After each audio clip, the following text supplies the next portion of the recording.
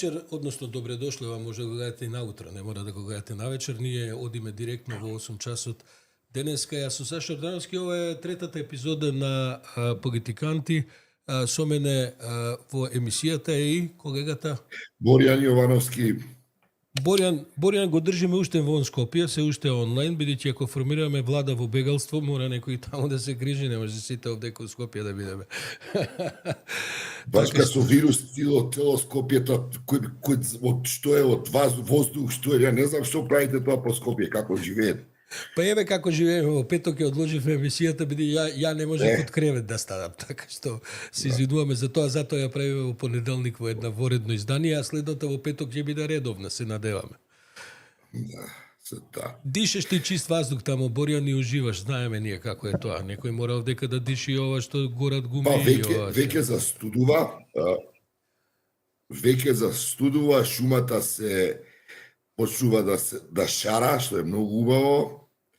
И така една есенска, да речеме, романтика, овако. Од ова што гледам, малците стопли за едно 10 дена, ама некако многу нагло пресече и во Скопје онака од ден у ден. Мислам, Скопје е таков град тоа, секојаш била таа микроклима таква. До вчера си со кратки ракави и кратки панталони, а од утре више треба вентијаги да носеше, тоа е Скопје, такво си е. Боријан, да кажеме дека откако ја и ти малку ќе прокоментираме некои ситуации, имаме и гостин, се разбира, со кој ќе разговараме баш за Скопје. Меѓутоа, за кој е гостинот и за што ќе разговараме за 30 на минути. Боријан, со што сакаш да почнеме? Па Сашо, имавме една исклучително динамична недела, оваа што измина во она што се случуваше во ЮН по многу основи. И мислам дека треба да претресеме тука неколку работи кои мислам дека се и за нас важни. Јас би тргнал од обраќањето на Трамп во Њујорк на Генералното собрание на Обединетите нации, кој се разбира предизвика најголемо внимание со сите негови изјави, вклучително и оние за дека не им работи ескалаторот на Обединетите нации и промптерот од кој се читаат говорите, но окей, тоа вака можеме малку и околу тие тривијалности подоцна, вклучително и оние посочни фигури кои се појавуваат, кои се појавија со некои од државниците, особено овие од Балканот. Но Сашо, Пешаток направи неговата изјава, неговата отстапување од поддршката која му ја дава, која до сега на известен начин му ја даваше на Путин, значи од црвен килим простирање во Аљаска. Сега имаме порака каде што вели дека Русија е тигарот хартија кој и дека Украина ќе треба да ги врати цело со териториите, па дури и да освои повеќе, што не разбрав точно што значи, што е вака едно охрабрување во врска со тој конфликт, со таа агресија руска во Украина, особено за европејците. Сега колку е таа изјава тактички дадена, колку таа држи вода со оглед на тоа каков е Трамп и како знае да ги менува изјавите од час во час, од ден во ден, од како сакаш, ќе видиме. Но изгледа дека Трамп и неговото потесно обкружување сватија дека тоа не е прашање на еден ден решавање на таа војна, бидејќи Путин не му до ниту до тоа дали Украина ќе биде во НАТО, па дали тоа е причината, ниту пак руското малцинство во Донбас, туку дека на Путин едноставно му треба целиот тој салак, цела Украина, и дека му треба, односно, му треба враќањето на влијанието на Москва врз се она што беше порано Советскиот сојуз. Впрочем, затоа се и неговите операции во Молдова, на која патеме и честитаме, и ние верувам и ти се придружуваш на победата на проевропските сили во таа држава. Тоа го прави во Грузија и мислам дека сите понуди на Трамп типот добро, еве ние не ја земаме Украина во НАТО, тоа може да го гарантираме, бафер зона дека ќе биде и така натаму. Сето тоа не може да ги помрде преговорите од нулта точка. И сега не знам, еве прашање и би до тебе да кажеш што мислиш ти колку ова ќе ги смени работите на фронтот, да речеме. Слушај, прво да кажем дека Трамп одржа еден историски говор кој што ќе остане во меморијата на Обединетите нации како еден од најглупавите говори кои што некој претседател воопшто ги има одржано.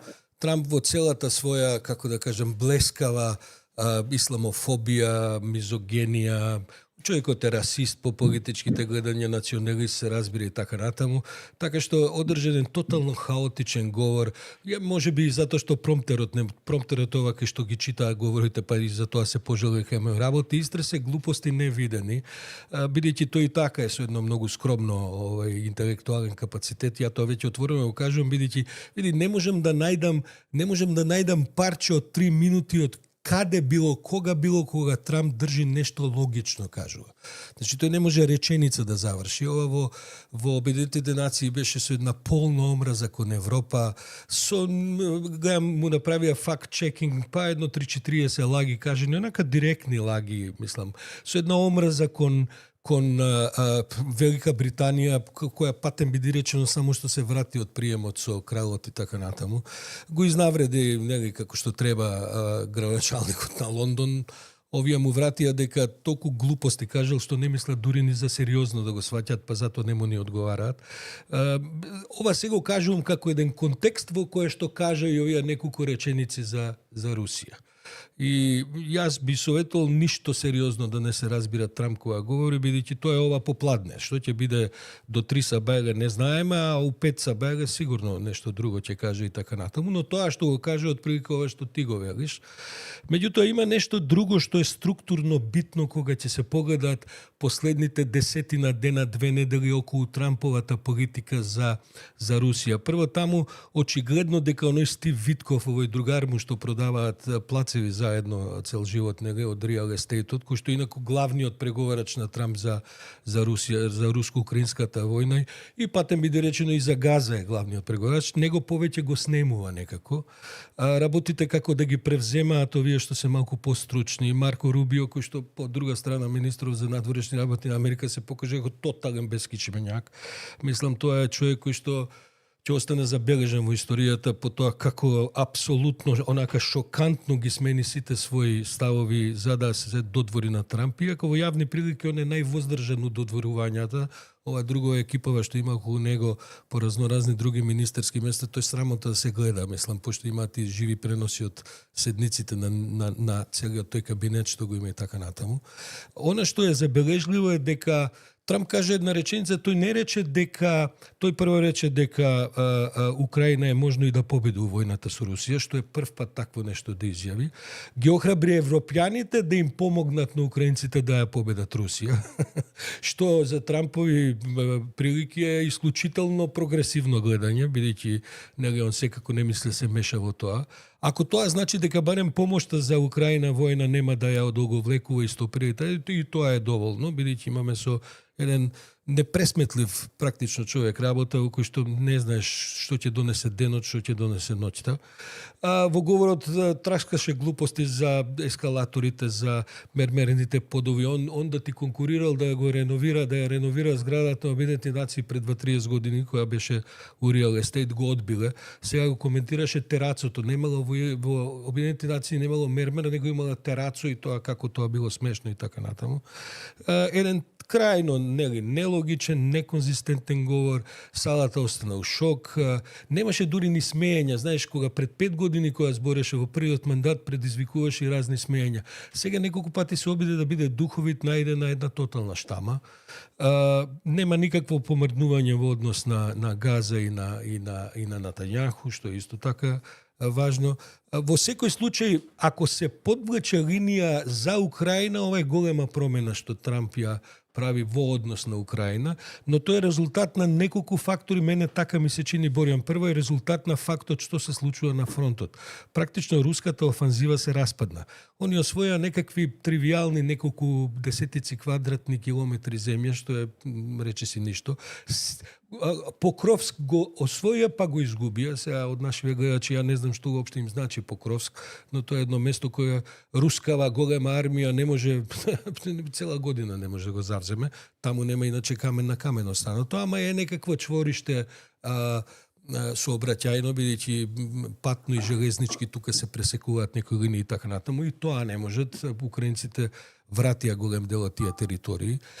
Од друга страна, види, украинците со оваа стратегија што ја почна пред година дена на гаѓање на нивните нафтни чворишта и рафинериски дистрибутивни центри, Русија клекнаа на нозе, бидејќи таа она што и самите руси го признаате, 20% од капацитетот изгуби. 20% за руски прилики се огромни цифри.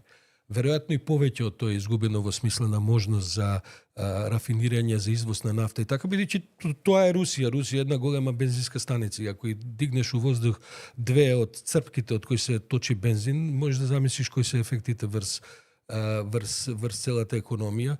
Така што она е влезена во една голема проблематична фаза од економијата. Тоа веќе и русите го дискутираат самите, тоа е јасно.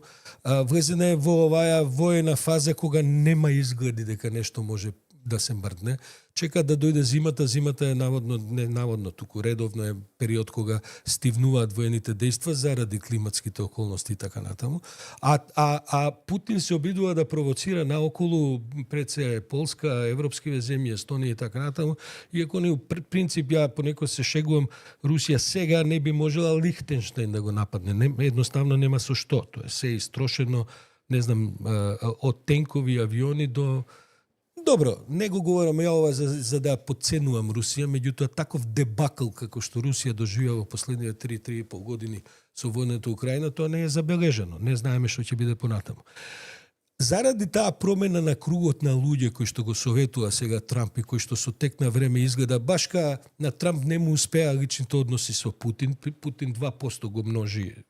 Мислам, Путин го третира како пудлица и така и веројатно и таа и функција има Трамп во однос со Русија. Изгледа дека му светна малце, дека тоа не е баш окей за самата Америка, но нивото на омраза кон Европа не е намалено кај Трамп. Мислам дека Европа најмногу ја мрази, па се друго натаму. Така што овој говор што го одржа Трамп во Обединетите нации уште долги и кога настина нема ќе биде цитирани така, заради глупостите што се каже. Таму немаше речиси ништо паметно. Го одгледавме. Говорот предизвика многу внимание. 99% од коментарите се малку поневоздржани од ова ја што го кажувам, бидејќи јас се воздржувам да кажам точни оценки за некои од таму глупостите што беа кажани. И со други зборови добивме класичен Трамп, но има се еден друг момент што е за наш важен, тоа што ти го спомнуваш, Борјан. Прво, од некоја причина Он приреди вечера за сите присутни водачи на делегациите, тоа се главно премиери, председатели на држави и така натаму, негде околу 80 на луѓе, на која беа повикани многу луѓе, некои не беа повикани. Например, што ја знам, председателот на Колумбија сигурно не беше повикан, му ја земаа визата додека престојуваше во Америка, му ја укинаа визата за Америка. Меѓутоа не беше повикан ни Вучич. Тоа е многу занимливо, мислам. После Вучич имаше неколку скандали претходни, една се обиде... Има демант сашо на таа вест. Бил повикан? Да, има демант. Сега тоа што да има демант во кој имал други средби во тоа време. Види, дозволи ми пред да продолжиме на тоа што почнуваш да го кажуваш. Види, јас сепак не би го земал за наивно тоа Трамп што го кажа во врска со Русија. Знаеш, Сашо, еве денеска има една интересна изјава од овој Кейт Келог, кој е инаку специјален негов представник за Украина, каде што се вели дека, например, им дозволуваат на украинците да користат ракетите со подалек дострел за цели кои се подлабоко во Русија. Тоа е драматична промена. Тоа го сеќаваш, администрацијата на Бајден се воздржуваше, односно не се воздржуваше, туку категорично беше против таква една опција. Ова изјава која денеска се случува и многу индикативно е што Индија, која е подсакана за царини од Трамп, која бара сега, отворено бара да се овозможи да увезува нафта од Иран, за да го запре извозот од Русија. Тоа се сериозни два големи удари за Русија, што Русија ја прави исклучително нервозна и затоа можеби не е грешка Зеленски, се разбира дека он изјавите ги дава и тактизира во интерес на тактиката која од сат во сат ја презема за да се справи со руската закана, за тоа дека ќе биде нападната уште една европска држава, нападната, не би рекол нападната, но мислам дека Путин секако ќе проба конфликтот да го, како кажам, да го расшири, да направи една дисперзија на фокусот кој сега постои во однос на Украина. И тука не би ме изненадило ова со Молдова, мислам дека уште не е готово. Таму да не зборуваме за Балканот, каде што руската служба веќе отворено е во судир со Европската унија, објавувајќи соопштенија дека зад студентските протести стои Европската унија, па потоа тоа го повторува Вучич, па потоа се правда во интервју за Frankfurter Allgemeine Zeitung. Мислам, како кажам, но Русија е исклучително нервозна и има една најава дека се очекува кон крајот на неделава да има Путин некое обраќање кое наводно има некоја драматичност во себе, дали се можеш и ти да предпоставиш дека дали он кога најавува некакво обраќање дека има нешто да каже, така што имаме сепак квалитативно нов развој на настаните кои би требало да не засега нас по повеќе линии, затоа што и известно дестабилизирање на Балканот во еден нов пик на овој судир на Русија со Европската унија, а сега и со Америка, лесно може да се раздрмаат и како кажам, и онака кревките темели на безбедноста во овој регион. Види, кога гледаш Вучич, кој и тој е и така како нервоза затоа што и нему му се помалку и помалку има места каде што би можел да се фати за да се спаси од овој ураган кој му го приредуваат студентите. И во врска со Трамп, но за тоа ќе ми дадеш можност подоста, една друга негова изјава која мислам дека треба да се спомене, а тоа е неговиот обид, односно неговата објава на идеолошка војна со Европа. Но ајде продолжи каде што те Па тоа и го кажа, види, она што е битно се гледа промена на кругот на луѓето меѓу кои генералот Келог, кој што се враќа се повеќе во центар на вниманието, бидејќи беше истиснат. Околу прашањата за Украина, види, едно не може да му се оспори на овој дури Ваков Трамп, како што јас го, а и не само јас, околу 90% од светот, нели. Тој не е дека не сака да ја прекине, да придонесе за запирање на војната во Украина. Само што тоа го прави на начин кој што прави се за таа војна да излезе на крај запирањето во корист на Путин. Инаку не е тој дека е неискрен во тоа. Второ, Трамп е човек кој што мислам дека веќе почна да губи интерес за војната во Украина. Мислам дека врвот се достигна со таа Аљаска, помалку и повеќе му стана јасно и му објаснија дека Путин не е заинтересиран во оваа фаза ништо да прекинува, бидејќи види дента која ќе застане војната во Украина почнува падот на Путин. Тој може да трае со месеци, со години, може да чини многу, меѓутоа Путин нема повеќе која политика да ја тера во Русија, освен оваа што досега ја тера. Во таа смисла јас се согласувам ова што го говори за Трамп. Ја не викам дека он злонамерен. Он само прави глупости, од кои што кога си претседател на Америка, тие глупости може да чинат многу како што и чинат. Второ, околу Вучич, види, Вучич уствари ништо не демантираше, како тоа он имал поважна работа со средби со српската дијаспора отколку доди на приемот на американскиот претседател. Камон. Тоа е јасно што е. Во меѓувреме му ги фатија базите за тренирање на од луѓе кои што треба прават неред во Молдова.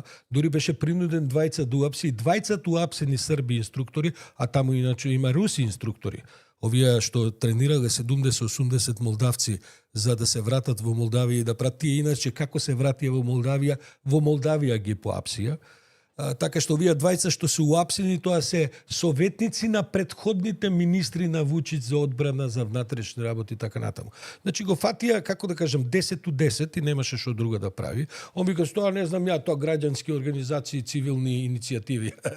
Тоа знаеш како, воени кампови во Србија кои што се цивилни иницијативи така. Така што Вучич секако е во големи проблеми, ама како што гледаш таму, ситуацијата заглиби. И јас и минатиот пат тоа го говоревме и сега, ја просто веќе не сум сигурен која и на кај ќе се движи таа разрешница во Србија, што е тема за цела емисија, тоа збор да нема. А што се однесува за ова што го велиш за Балканот, Трамп и така натаму, очигледно дека имаше некаков состанок со Гренел, сите балкански претседатели. Излезо оној скандал со оние восочни фигури и така. Тоа, уствари, што било се, на крај успеавме да дознаеме. Они сите се сликале на празно платно, па се додавани Меланија и Трамп потоа во финалните фотографии. На тоа нашата претседателка вика, ве молам да не импровизирам, автентично беше сликањето. Да, вас автентично ве сликале, ама после во фотошоп ви ги додале, бидејќи е истата фотографија за сите направена. И сега погледи, тоа е пак суетата на Трамп. Види, точно е, некој читав негде ко објаснување дека не може Трамп сега со 80 претседатели да се слика, тоа би траело 2 дена. Затоа во такви дипломатски формати се прават групни фотографии. Меѓутоа, веројатно, Трамп мисли дека е преголем за да уопште он може на групна фотографија, дека секој, тоа не може да процениш кај му пресекло целата работа. Еден непотребен скандал. На крај, ако се натерале да се сликаш, па не ја објавувај фотографијата. Климни таму со глава, нек те сликаат, стави у приватен албум и врати се у земјата која што ја представуваш. Таму имаше не е само нашата претседателка, кои неколку души се сликања. Го гледав претседателот на Еквадор, ги гледав овие Балкан црногорскиот претседател, Косовската претседателка имаше изјава дека имале долг и содржаен разговор со Трамп. Ти гарантирам дека го видела на 30 метри, ако уопште го видела. Каков разговор тоа, можеш да замислиш која циркузијада било таму и така. Значи една општа какофонија, како што тоа обично бива, дури во рамките на класичните какофонии на Обединетите нации, бидејќи годишните собранија на Обединетите нации се точно за тоа прилика, да дојде секој претседател, премиер, представник на државата и да одржи каков сака говор. Имало тука историски, види, имаше фантастични други говори, а го гледав говорот на претседателот на Финска, да речеме. Феноменален говор, и не само неговиот. Како што и говорот на Натањаху. Мислам, на Натањаху му излегува 90% од присутните у салата демонстративно напуштија. Исто така еден говор милитантен, еден ужасен говор и така натаму. Така што тоа е тоа. А што се однесува за Балканот, што рече, што е тезата? Дека ќе се менуваат работите, дека што? Не, Сашо, има ќе се радикализира ситуацијата. Еве, кога гледам, Вучич имаше, јас се согласувам со ова дека веројатно не бил поканет на приемот, но имаше долг разговор со Марко Рубио, кој претпоставувам не бил многу пријатен. Затоа што вчера, например, му ја слушав изјавата во врска со враќањето на генералот Павковиќ, кој од Финска, од затворот го пуштаат во Белград, затоа што е во тешка здравствена ситуација, примене на ВМА и така натаму. Би што Вучич имаше една изјава страшно, како да кажам, ревизионистичка во една смисла, затоа што он ги повтори практично тезите на Милошевиќ дека против Србија Западот водел војна, дека тој генерал Павковиќ кој инаку вака познат на светската јавност по сите злосторства со пресуда од Хаг и знаеш, он го представи како еден херој многу отворено, многу експлицитно влезе во една реторика која е антизападна.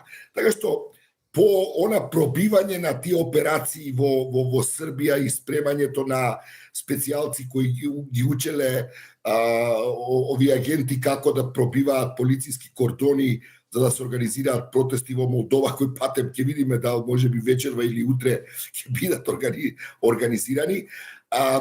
Се до неговиот проблем со низ со рафинеријата и со руската нафта. Видите што, мислам дека им се комплицира работата, вклучително и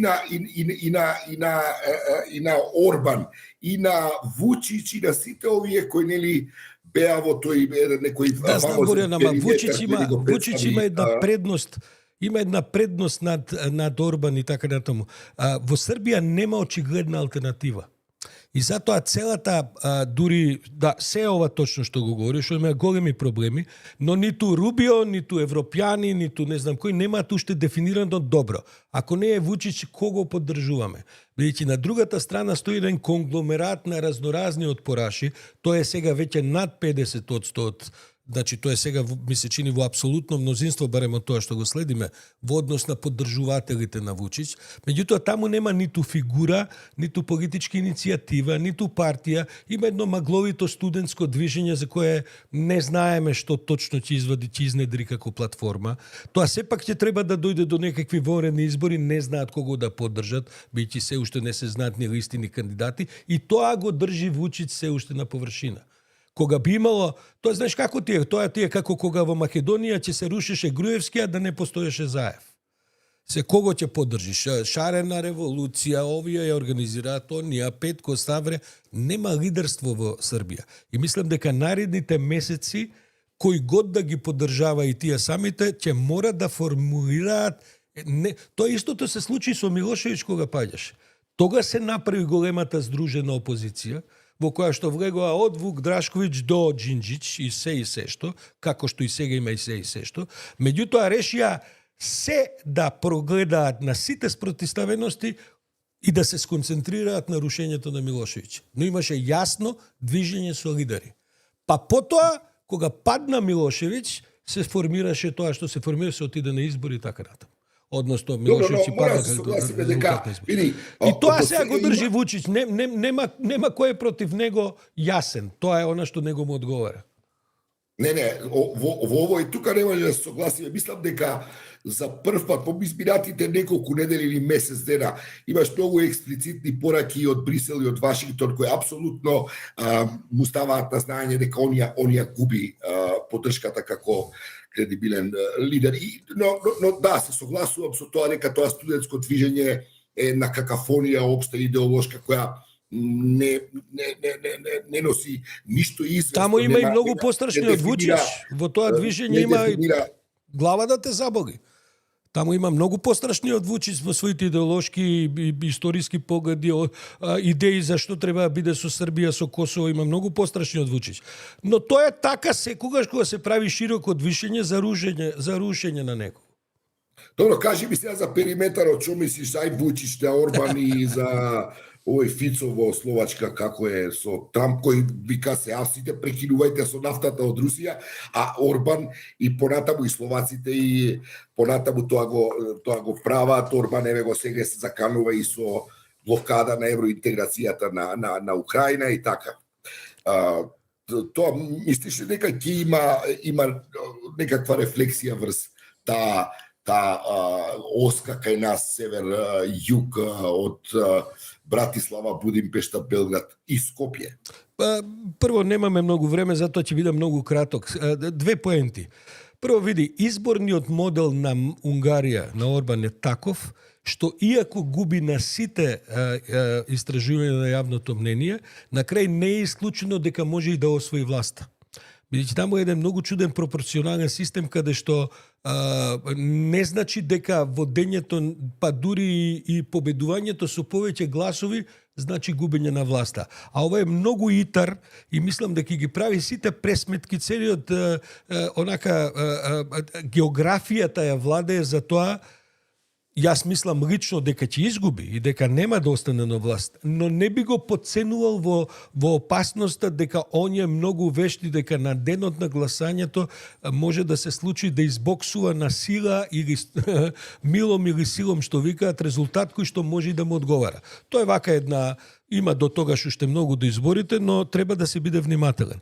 За периметарот, види, се распадна надворешната политичка стратегија на Мицкоски во однос на Трамп.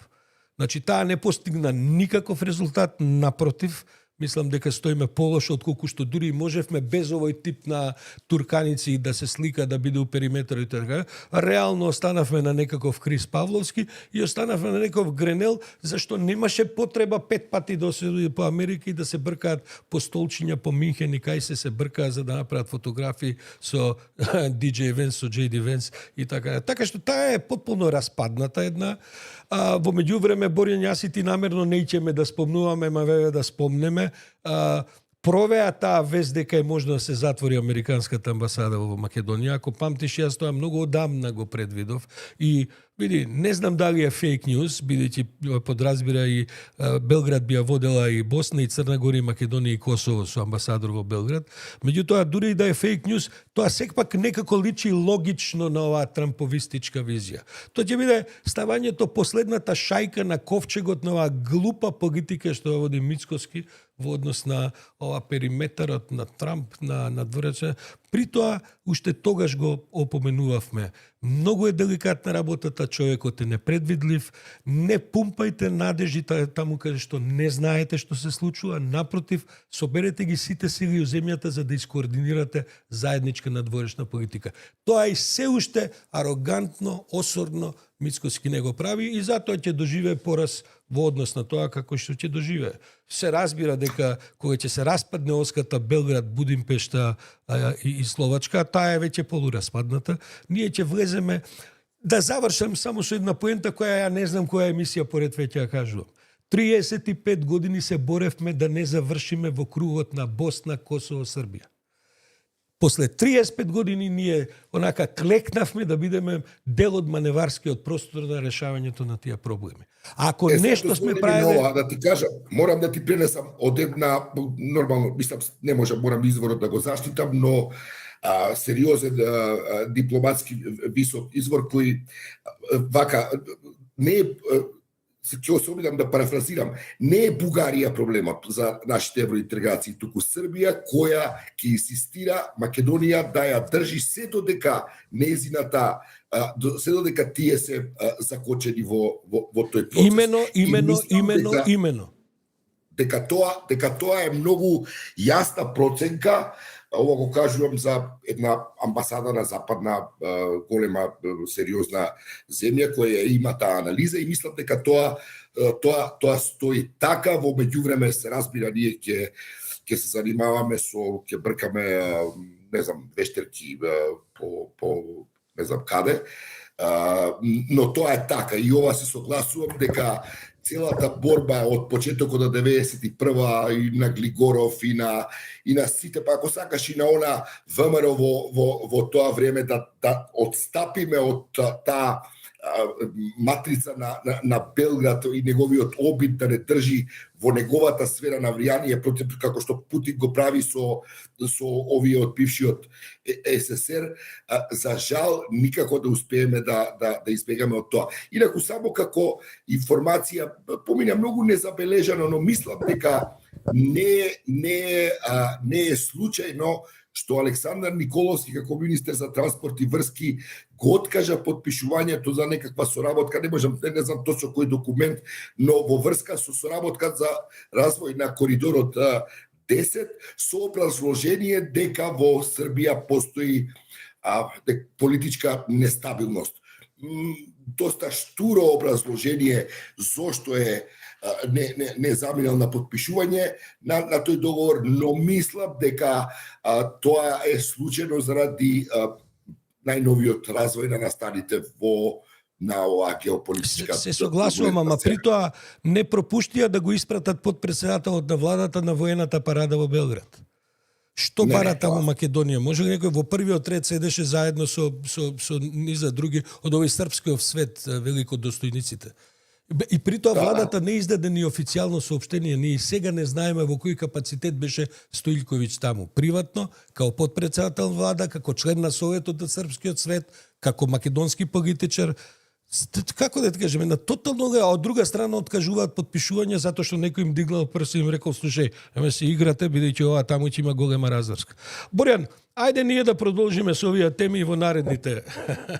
Не дали бидејќи ова. Не, само ќе ми дозволиш само кратко Сашо, морам дека мора да се осврнеме на тоа. Види, Бугарија е една пречка.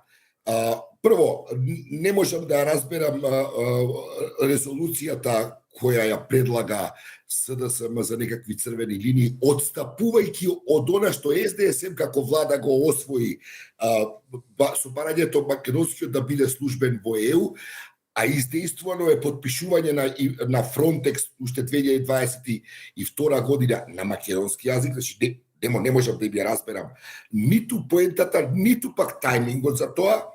И дозволи ми да ти кажам дека покрај бугарите ние ќе имаме сега уште една нова пречка од Европската унија, а тоа ќе биде и ќе видиш, мислам дека тоа ќе се биде потенцирано во извештајот за напредок, овој упад на Мицковски во судскиот систем.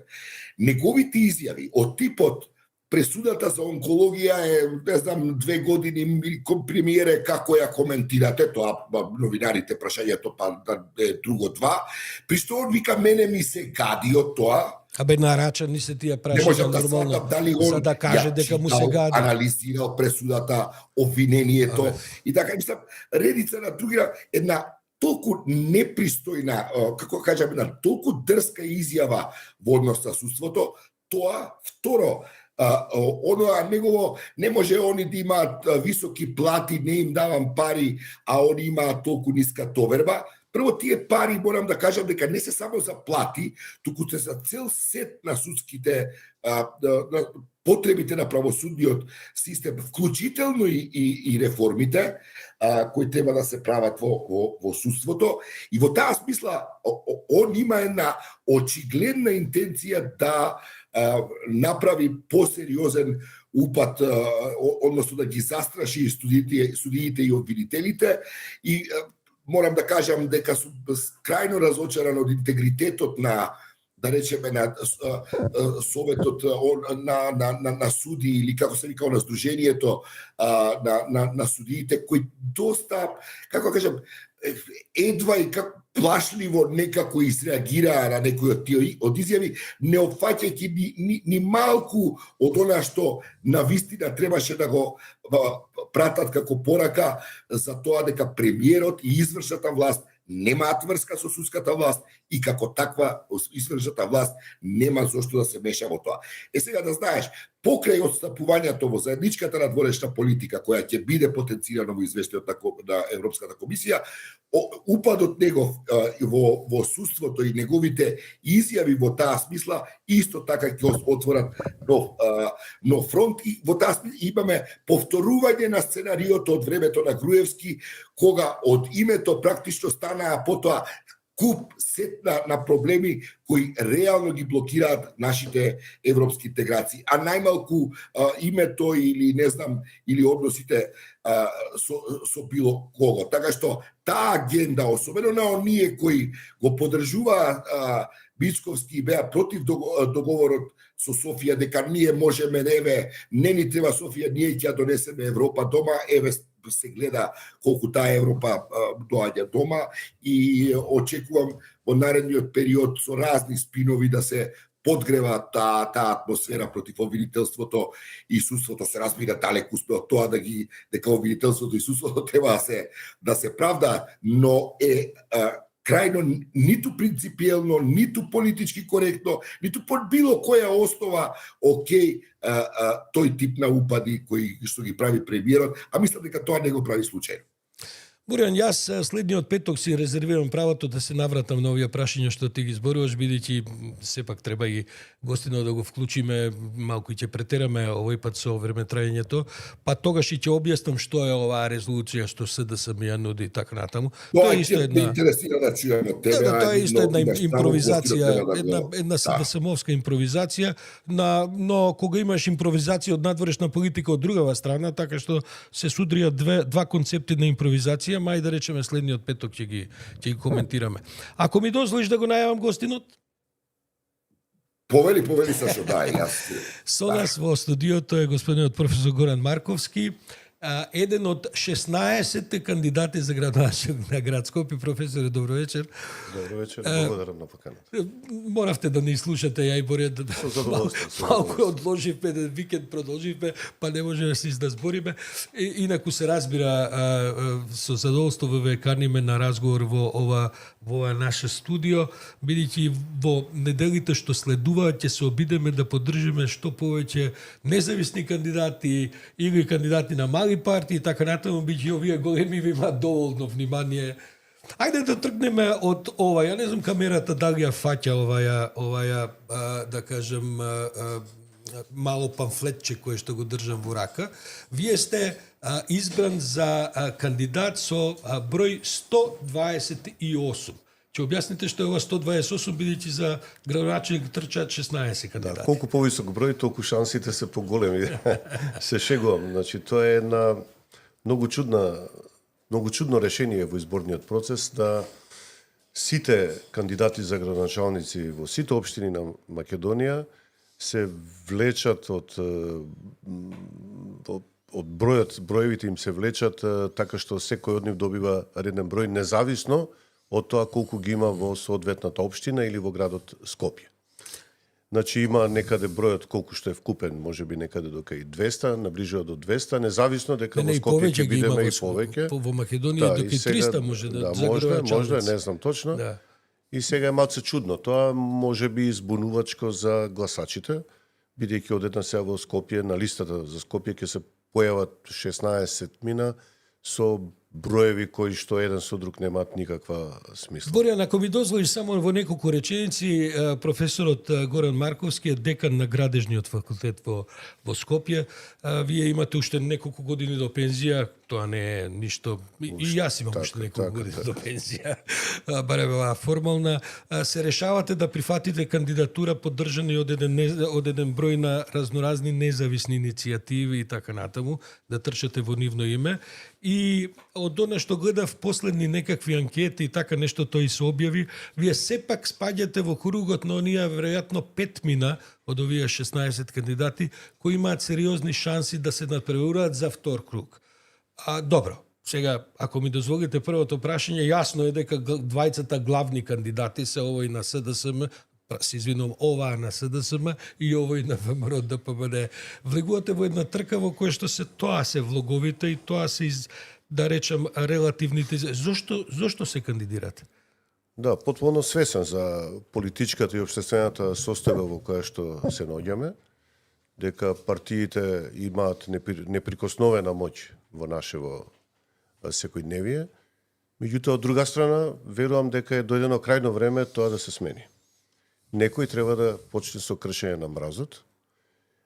До каде ќе стигнам, колку ќе успеам да скршам од тој леден бедем што е создаван со децении, не знам.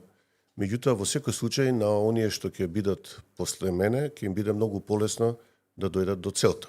Со тоа не исклучувам и шансата да мојата сила биде доволно голема за да го постигнам и јас тоа. Секој што се надпреварува, нели, има право да смета дека може и да ја добие битката. Но во секој случај влегов со тоа да самото влегување во ова кандидатура, во овој политички надпревар за мене биде практично добиток и понатаму практично немам и што да изгубам. Боријан? Па, професоре, добро, ова ми се допаѓа овој одговор. Практично, вие се обидувате да анимирате, да стимулирате, да инспирирате нови политички опции, ако добро ве разбрав, бидејќи тоа е првата работа односно првата цел на овој ваш ангажман. Дали добро ве разбрав? Па да, се обидувам да објаснам на граѓаните дека постои нешто друго од она на што тие се навикнати во овие 3 децении и нешто повеќе, дека постои друг начин на размислување, дека постојат и други видови на решенија и дека проблемот што го имаме со денешно Скопје пред се должи на политиката која што со него суверено владеела во изминатите 35 години. Значи, ако ја земеме емпиријата како наука која што се базира на искуство, до кои заклучоци можеме да дојдеме? Тоа е дека 35 години Скопје е водено од политички партии или коалиции. Вториот заклучок е катастрофалната состојба во која што денес се наоѓа Скопје. И сега човек не мора да е некојков јак научник за да извлече генерален заклучок зошто е Скопје во ваква состојба. Затоа што било секогаш жртва на некакви коалиции, на политички пазарења и така натаму, а врвот на сето тоа беше достигнат во изминатите 4 години. Тврдам дека Скопје од оваа агонија може да биде извлечено само со стручен тим, со стручно водење, со искуство соодветно и со еден поинаков начин на разбирање на работите и решавање на проблемите. Професоре, што нудите вие, професоре? Која е вашата понуда? Што е различно? Кои се лекциите извлечени од ова 30 и кусур години малтретирање на градот? Мислам, точно градот е девастиран. Мислам, тоа е нема што тоа да се елаборира, абсолвирана тема е.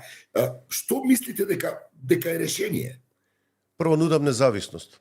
Независност во носење на одлуки кои што ќе бидат за градот најдобри. Не обременети со никакви политички пазарења, ниту политички договори. Веднаш да ве прекинам, професоре. Ќе мора да сметате на совет кој треба таа независност да ви обезбеди. Бидејќи парите, одлуките и така натаму ги носи советот. Ние видовме и во оваа варијанта со Данела Арсовска и ВМРО каква катастрофа не снајде. Да, но еве јас сега ќе ви одговорам со контратеза. Ајде. Данела беше поддржана од токму од мнозинството што го сочинува советот, така? Така е. Што добивме на крај? Односно на почеток на мандатот. Кавга и блокирање на советот.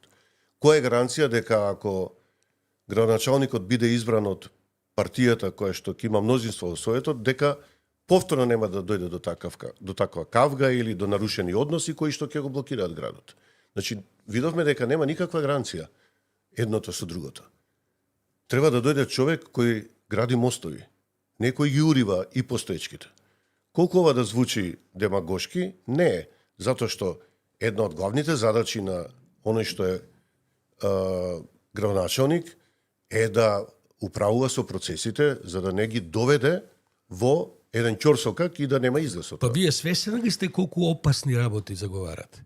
Да, свесен сум. Па вие заговарате партиите да доживеат еден независен кандидат, да им одржи лекција за конструктивност и за прогрес. Па партиите има да ќе ве полеат со бензин и ќе ве запалат. Дури и да победите како градоначалник. Па кои партии на крајот со советот ќе владеат партии? Мислам, Секако, ја може бил би, сега да. нели многу наивен да помислам дека независните советнички листи ќе победат и така натаму. Па нашите партии, чувствувате ли сега притисок од партиите? Па почнав да чувствувам, да. Цинични коментари од Филипче, цинични коментари од Мицковски. Пазите, Мицковски кој што би требало на овие избори да се воздржеше од кандидирање свој човек. Тоа да значи... каже после оваа катастрофа со Данела, ред е ние да неката да. Тоа значи дека не сум аутсайдер. Тоа е така, меѓутоа не е сакам да фер, ве предупредам дека не е фер да се дава такви паушални оценки, односно да се вршат спинови, манипулации, но тоа е, ќе го сметам како дел од политичка игра на оние кои што поинаку не знаат и не можат, но во секој случај тоа ми дава за право да помислам дека не сум аутсайдер во играта. да, јас се согласувам, но сакам да ви кажам дека се случили во Скопје да победи независен кандидат, во Македонија политиката е веќе пореметена. Значи, ви говорам за следните Па, парламентарни тоа е- избори. Тоа веќе ништо не е веќе исто. Тоа е целта на моето Затоа и сакаме да ве поддржиме. Именно, да. Тоа е Благодарам. спорно. Но Тоа е сега и ви кажам целта. каква опасна мисија Значи, има. ако кога во Скопје ќе победи независен кандидат, тогаш веќе прераснуваме во друга категорија на држава. Бидејќи сте еден од најголемите експерти, ако не и најголемиот експерт за бетон и арматура во Македонија, вие ги држите тие катедри и имате навистина големи. Некој се обиде да каже дека вие ќе бидете човекот што ќе го добетонизира Скопје. Како реагирате на тој вид на... Да, ако го свртам тоа на шега, би кажал што друго да се очекува од професор што предава бетон, дели? И бетонски конструкции, меѓутоа не е време за такви шеги. Сметам дека е непристојно да се даваат такви коментари и се работи или за лоша намера, или се работи за спинување или незнаење на процесите во градежништвото. Градежните инженери не се оние кои одлучуваат за урбанизмот, она што ние го подразбираме како бетонизација на Скопје. Значи, градежните инженери се грижат за квалитетот на конструкциите и се далеку од решавање на урбанистичките проблеми на градот или носење на урбанистички планови. Така што тоа е еден обид за една моја дискредитација, како што имаше и на една телевизиска емисија, каде што бев преименуван од професор во бизнисмен со цел да се дискредитирам, или со тоа Т.Н. пред независни. Едноставно луѓето како да не можат да поверуваат дека може навистина да се појави некој што е навистина независен, да му сака добро на градот и да верува дека може некои работи да ги помести на подобро. Добро, професоре, како да се пробие тој цид? Што се вашите, кои ќе бидат вашите пораки, вашите тези, вашите, не знам, вашата понуда, за да луѓето, нели, си речат, па добро, дај да дадеме шанса на една ваква опција. Еве, да го надополнам прашањето на Боријан. Го гледам пред да влезем во студиото, првиот ден денеска почнаа нега изборните активности, ги гледам извештаите по медиумите. Значи, ајде да речеме од 20 минути покривање на почеток на локалните избори кампањите, 19 минути се за СДСМ, ДУИ и ВМРО, и потоа во една минута онака ве поминаа сите како да ви кажем, како компири на пазар наредени. Вие ќе успеете да излезете од тој притисок што и не верувам дека тоа дури и свесно го прават, барем некој од нив. Да, јас исто мислам дека дури толку е тоа вградено во подсвеста да тоа дури не мора веќе ни свесно да се зборува, точно. Јас го забележав тоа. Тешка е борбата, нели? Дон Кихотовска. Меѓутоа, ако мојата општествена одговорност ми дава сила да се обидам да се изборам. Откако ја добив идејата и понудата од независни заедно да излезам како независен кандидат кој ќе биде поддржан од нив, нормално побарав неколку дена за да размислам дали да прифатам или не. Потполно свесен дека... А и дома да прашате? А и дома да прашам, да, тоа е најважно всушност. Дури да, тоа е можеби најважниот елемент. Мене би беше наполно јасно во што влегувам. Дека еден академски комодитет ќе си го нарушам. Јасно ми е какви се игри се водат во политичките битки. Меѓутоа, ако не прифатев, ќе се чувствував како кукавица. И тој поглед во огледалото ќе си го влечев доживотно, а тоа многу тешко ќе можев да го поднесам. И затоа одлучив да пробам, да се обидам, да дадам се од себе. Знаете како, некогаш добрата идеја е многу повредна од многу пари. Ги следав покрај вестите, ги следав и спотовите кои што се емитуваат од политичките партии. Па тие спотови се од 90-тите години. Тие не се променети концептуално. Мислам, тоа е на таква безидејност, едно такво расфрлање со лесно добиени пари од буџетот, и на кој сега кога сум кај парите за кампања од буџет, само да споменам дека, ако не се лажам, некои 6,5 милиони евра се распоредуваат на партиите, од што независните добиваат 0 денари. нула. И сега нормално, таква борба, равноправна борба во тие услови тешко може да се очекува, меѓутоа, добрите идеи вредат многу повеќе од многу пари. Се обидов, например, со маската за диносаурус, Да, привлековте внимание, да. Да, имаше нормално и позитивни и негативни чекори. Бев обвинет во некои од порталите дека тоа ми го наметнале младите од PR. Не, напротив, тоа беше моја идеја. И тоа го имам употребено уште во март месец на конференција меѓународна, на која што се разговараше за климатските промени и преголемата емисија на CO2.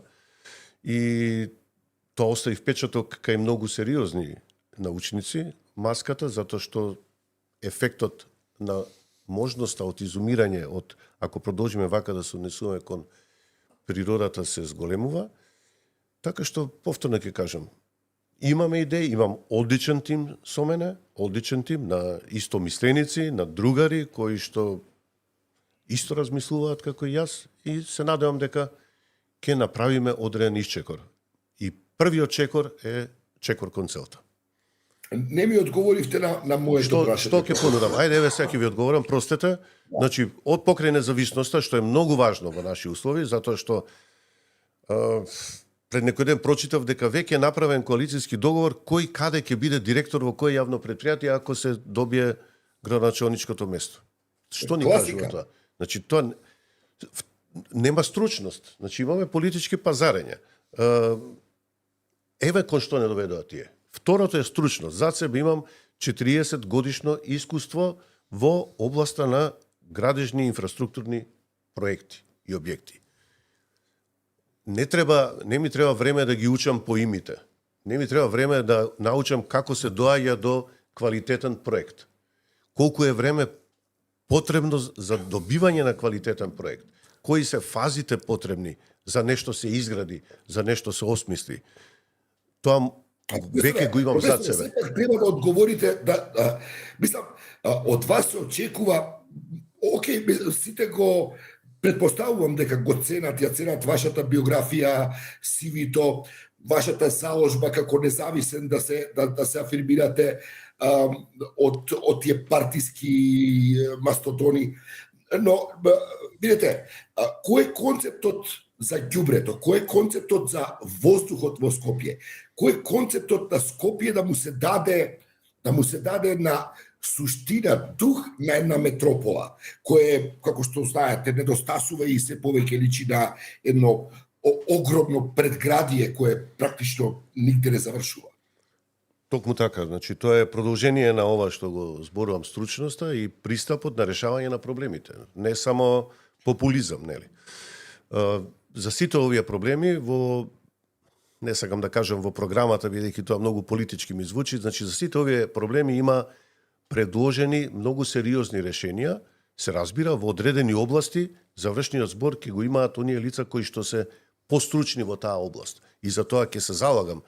Не може градоначалникот да знае се и да носи решенија и да носи, како да ви кажам, одлуки уште пред да биде избран. Но, за ова што е основно, за состојбата во која што се наоѓа Скопје. Скопје е далеку од метропола, на Скопје ќе му требаат години и години за да почне да заличува на метропола. И затоа треба да бидеме свесни сите. Се друго се лаги. Скопје треба прво да се избори за опстанок, да излезе од оваа агонија. Скопје ни е во клиничка смрт.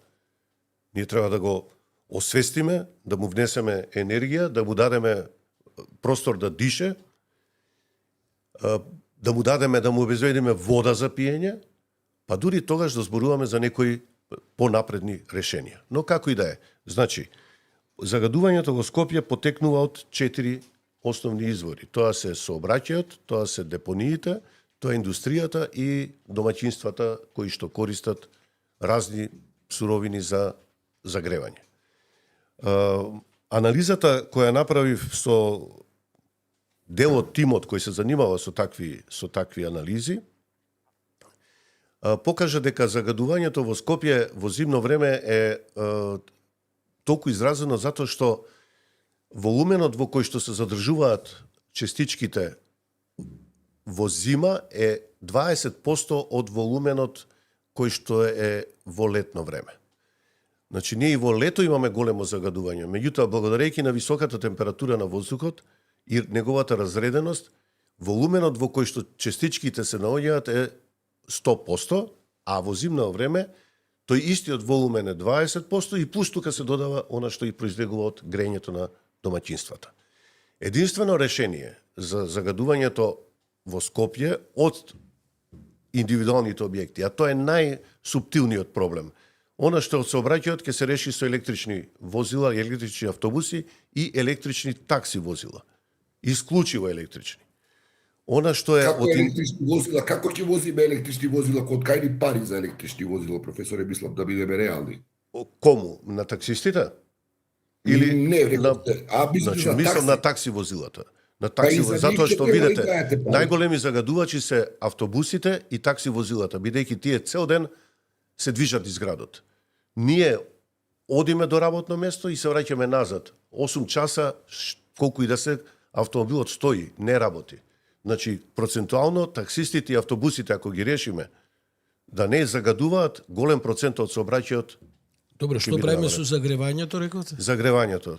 Подолгорочен проблем, тој веднаш треба да почне да се решава, е носење на топловодната мрежа до индивидуалните објекти во сите критични делови на Скопје, да им се субвенционира на луѓето приклучок и внатрешна инсталација на оние кои што им треба помош. Не можеме луѓето кои што се сиромашни да ги натераме да внатре постават радиатори, подстаници и така натаму, меѓутоа тоа е тука треба да Со дојде други помошта. збори, решенијата ќе бидат спори. Тоа е споро решение. Меѓутоа има и побрзо решение, кое што веднаш може да се имплементира, а тоа е поставување на филтри на индивидуалните објекти. Такви постојат и се користат и во голема мерка го спречуваат загадувањето на воздухот. Тоа е ова сега владата имаше таква иницијатива, сака да дели во Скопје 10.000 субвенции за филтри на оџаци. Јас не сум чул, ако е така, тогаш е добро тоа, тогаш треба да се поддржи, бидејќи тоа е една од мерките кои што ќе го намали загадувањето од индивидуалните објекти. Што правиме со сообраќајот, професор? Сообраќајот мора да се, градскиот сообраќај мора да се осовремени, значи јас сум за воведување на електрични автобуси, земени на оперативен лизинг, тоа е многу важно, значи да не се занесуваме, скапи се, да се купуваат на кредит и така натаму. Може да добиеме кредит, меѓутоа имаме ние проблем со нивно одржување. Ниту имаме луѓе, ниту имаме можности за редовно одржување. Затоа постојат оперативни лизинси, каде што автобусите се земаат, а компанијата од кои што се набавуваат се грижи за нивното одржување. Треба да се воведат мини автобуси, кои што ќе можат полесно да се движат низ потесните улици и трансверзално на овие големи коридори што ги имаме, како што не е партизански одреди, да можат патниците да ги превезуваат, да биде редовен автобускиот превоз, се разбира, климатизиран и така натаму, и луѓето полека да ги тераме да го користат автобускиот превоз наместо сопствените возила. Секаде во светот, нели, констатираме дека паркирање во центар на град е исклучително скапо, дека не се исплаќа да се отиде со автомобил во центар на град и така натаму. Негде фатив една ваша изјава дека еден од најголемите скандали во Скопје се катните гаражи. Апсолутно. Гледам дека сите градоначалници нудат уште повеќе катни гаражи. Јас сум предпоставувам Што е вашиот пристап? Јас сум предпоставувам единствен од кандидатите за градоначалник кој оди во обратна насока од тоа дека треба што помалку да имаме паркинг места за да се дестимулира доаѓањето се дестимулира со коли. возењето на сопствени возила. Тоа не е ново, не е моја измишлица, тоа е во цела Западна Европа, во развиените држави, се оди кон тоа да дури и булеварите се стеснуваат за да можат да се сообраќаат намалува постепено. Тоа е идејата, затоа што ние ако правиме големи катни гаражи, ако отвараме нови булевари, не само што ќе уништуваме дел од зеленилото, ние ќе ги стимулираме луѓето да користат што повеќе автомобили. Партизанска, на пример, лентите на Партизанска се 3,5 метри широки. 3,5 метри лента е за 100 км на час брзина. Не, јас се смешкам бидејќи со Боријан сме го правиле тој муабет уште од времето на Коце Трајановски, за чија ефикасност има легенди, нали, човекот навистина е ефикасен за некои работи, но целата филозофија на Груевски и на Коце Трајановски беше проширување на булеварите за што побрзо и пожива и практично повикување на што повеќе луѓе во центар на градот со автомобили, низ ова, нели, па и Линденска се направи, па булевари, па ова, па она. Но гледате, луѓето да го поздравуваат. Да. Одешната култура е таква да вика, дај пошироки булевари, па ќе возиме 130 на сат. Така, што ќе им сервираме на луѓето, тоа и, нели, ќе го добиеме како повратно. Едно Меѓутоа, прашање има, само едно дозволете. прашање од гледач. Ајде повелете. Дали професорот би се откажал од својот автомобил и би да користи јавен превоз од Радко Марковски? Па јас прво 90% одејки во центар или онаму каде што сакам не ќе можам да најдам паркинг, а ако најдам ќе биде многу скап, тога сигурно дека ќе се Но, професоре, како што гледате, Боријан, не знам дали забележуваш од таму од каде што ги следиш случувањето во Македонија, ние уредно си влеговме во предвидливата дебата за локални избори во Македонија, тоа е силењето националистичко помеѓу ДУИ и ВМРО ДПМН.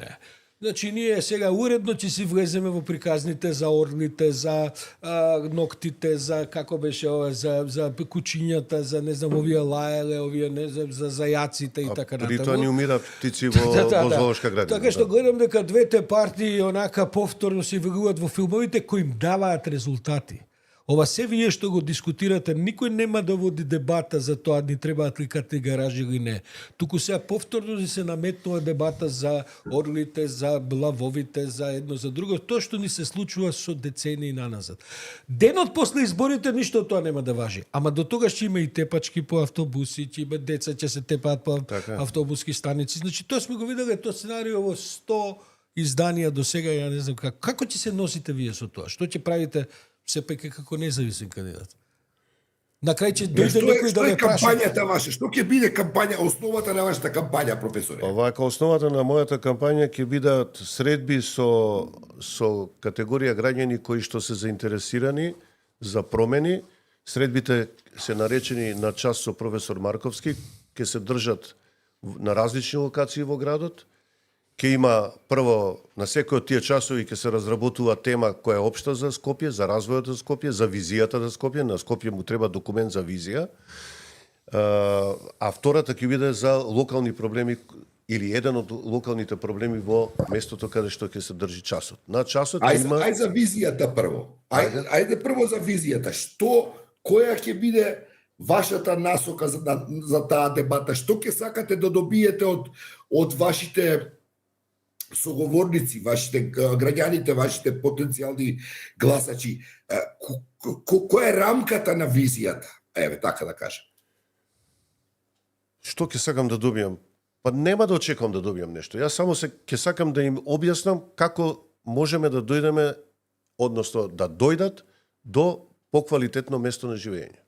Нивни е изборот дали ќе продолжат да веруваат на приказните за орли, птици, разни и така натаму, или ќе поверуваат во стратегијата со која што, на пример, ќе се предложи Скопје да влезе во една стенд-бај позиција во однос на неговото зголемување, затоа што очигледно дека ваквата пренаселеност на Скопје веќе ја загрозува неговата инфраструктура и секојдневно живење. Летоска со недостатокот на вода бевме сведоци за тоа. Да им објасниме на луѓето дека помалку сообраќај е подобро за нив, подобро за сите нас, дека ако ѓубрето го селектираме од дома е подобро за сите нас, дека од тоа ќе имаат и финансиски ефекти, дека користењето на градскиот сообраќај и така натаму ќе биде поефикасно, поевтино, дека возењето со електрични такси за нив ќе биде позгодно, побезбедно И поевтино. и поевтино, дека на младите ќе се овозможат културни и забавни центри во дел на напуштените индустријски објекти, кои ги има многу во предградието и во одредени населби во Скопје, да тие, забавувајќи се, не им пречат на оние кои што сакаат помирен живот да живеат и така натаму. Значи да им се понуди визија. Друго, јас од нив, од граѓаните не можам да очекувам, освен да очекувам да ме сослушаат и да бидат присутни на тие дебати. Ќе имаме повикани гости, например, еден од повиканите гости ќе биде главниот архитект на Љубљана во времето на почетокот на претварањето на Љубљана во европски град. 10 години, инаку човекот е експерт и тој е најзаслужниот човек за она што е Љубљана денес. И таму на почетокот не било верно дека во центарот на Љубљана не ќе може да вози ништо друго освен електрични автобуси. Никој не верува во тоа. Денес е тоа секој не верува. Професоре, веројатно знаете, ама да прашам, знаете кога е последен пат архитект градоначелник на Скопје? Да ви помогнам, 30-тите години од минатиот век. Јас знам кој е последниот архитект што не успеал да биде градоначелник. Тоа е професорот Живко Поповски. Така е. Уште во времето кога архитект се бираше во Совет на Скопје. Така е, така е. Сега што е тука интересно? Скоро дојдов до неговата програма за избор. Можете слободно, можам да ја прочитам денес неговата програма. Истото важи и денес. Никој од нас нема да се посомнева дека се работи за програма која е пишувана пред 35 години. Тоа кажува дека Скопје не е поместено во овие 3 кусур децении. Не само што не е поместено, е назад, во полош. Бидејќи јас и Боријан памтиме некои работи, СДСМ вложи огромни напори Жико Поповски да не стане кандидат за градоначелник. Знам и за тоа, еве, не сакам да навлезам во такви спекулации. Јас знам што през сега СДСМ во што влага огромни напори. Професоре, бидејќи немаме бескајно време за разговор, неодамна прочитав, не знам Боријан дали имаше прилика да прочиташ, колегата Злата Лозановски, кога јас изворен да го ценем, најдобрите колумнисти во македонското новинарство воопшто, мислам и така, стварно со уживање. Он пишувајќи за вашата кандидатура, мислам дека го сведе проблемот на една реченица прилично точна, која од прилика гласи, сега ќе импровизирам, колумната е минатата недела објавена, па кога се подготвував за разговор, исчитав да видам што се има и така натаму. Таа реченица отприлика вика вака: до оние скопјани кои мислат дека немаат за кого да гласаат. Еве сега имаат опција. Так. Сега, колку се тие и дали се доволно е друго прашање. Но немај после да биде немавме за кого да гласаме. Не. Сега би се обидел да кажем дека и од 16-те понудени кандидати веројатно има и други опции за кои што луѓето може да се определат, но дека останувањето дома со изговор дека се нема за кого да се гласа, овој пат стварно не е. Обично разговора, да. Колумната на господинот Лазановски е толку афирмативно напишана и добра да откако ја прочитав решив и јас да гласам за тој градоначелник, за тој кандидат. Да, точно, изговорот на многумина е дека нема доста ми од партии, нема независен, нема стручни и така натаму. Сега има и независен и стручен. Сега дозволете можеби нели за мојата нескромност, меѓутоа сепак каков и да сум има зад мене 40 години струка, нешто сум поднаучил како и да е. И мислам дека тој изговор веќе паѓа во вода, дека не може тоа, сега само останува на нешто друго, гласањето за или не. Боријан, да се заблагодариме на професор Гоran Markovski, мислам дека би можело уште саат време и можда уште 2 часа, ама ќе треба нешто да оставиме за другиве колеги по другите медиуми. Оти се надевам и некој друг ќе има прилика со вас да поразговара. Ви благодариме на гостувањето. Благодарам на поканата. Професоре, беше задоволство да се разговара со вас. Благодарам. Боријан, ние се гледаме следниот петок, ќе те видиме овде кога уште ќе бидеш во владата во бегалство, наш силен кандидат за премиер. Ќе те држам во неизвестност по тоа. Ја овдека веќе делам министерски места, ако не се враќаш да видам друг распоред на министри. Ви благодарим, ова беше нашето понеделничко воредно издание на Политиканти. Се гледаме следниот петок во нашиот стандарден во 8 часот. Добре.